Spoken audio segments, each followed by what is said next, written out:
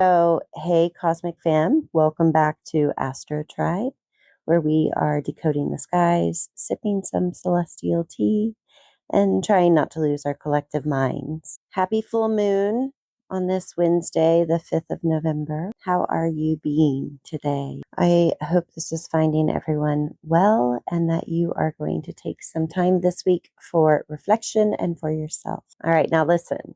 In just the past week, we've seen a lot. Hurricane Melissa tore through Jamaica and other Caribbean islands, leaving heartbreak.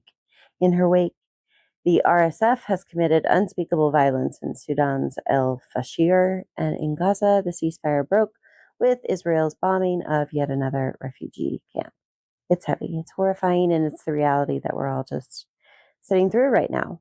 And if we must look for an astrological reflection, Neptune's re-entry into Pisces that I spoke about last week is really good evidence of this. I've linked that article here and to this article as it has a lot to answer for. To quickly re-summarize, Neptune in Pisces is this is the dreamy and the delusional phase. So the planet of dreams, illusions, and just sometimes straight up denial. It's back into Pisces, reminding us of topics like climate change, passion, and the blurry line between vision and escapism. It is a vibe that can heal or completely dissolve the plot. And honestly, I'm feeling both right now. So may all the souls who have left their bodies recently find peace or reincarnate as new warriors to build the new world. All right, so look, I've been a little bit uninspired by studying future transits, not because the cosmos are telling us that the world is ending, exactly the opposite, but because, well, have you seen what's going on? It's a disaster zone. The US is mid-Pluto return, and Uranus is also in retrograde right now, so there's like double trouble in the air.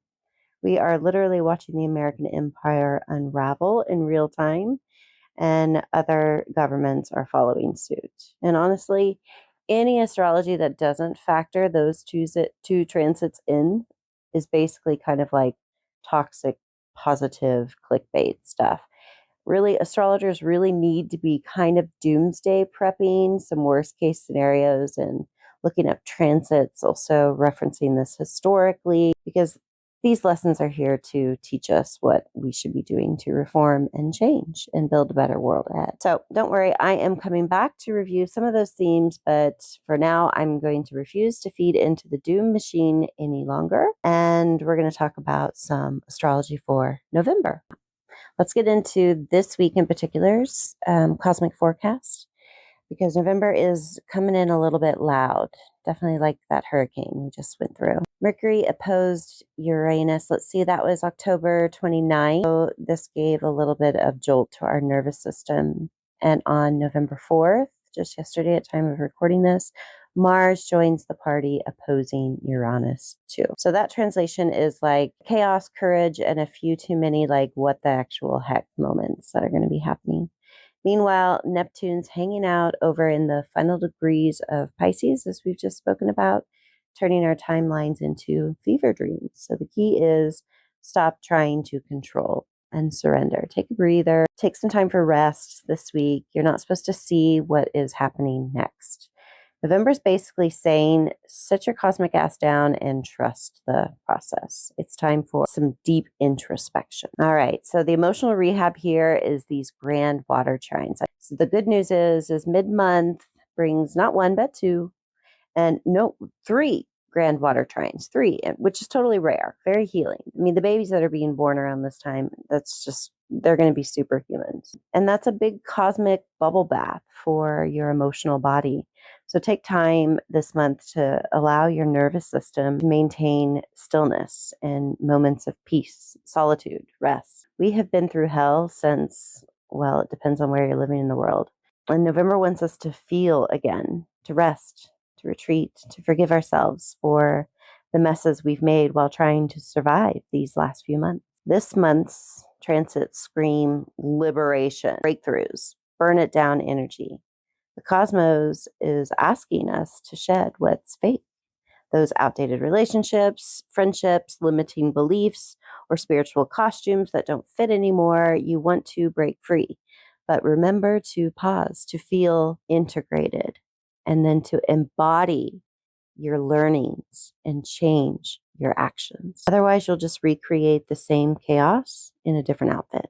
Okay, so the Taurus full moon, it's time to get grounded. The full moon in Taurus on the 5th of November is our grounding point, while Mars and Uranus do their chaotic tango dance. Uranus says, go touch some grass, literally. This moon really wants you to slow down, to cook something delicious, share a meal with a friend, touch something real, touch another human in an appropriate way. Art, money, food, sex, plants, earth, whatever roots you in your senses.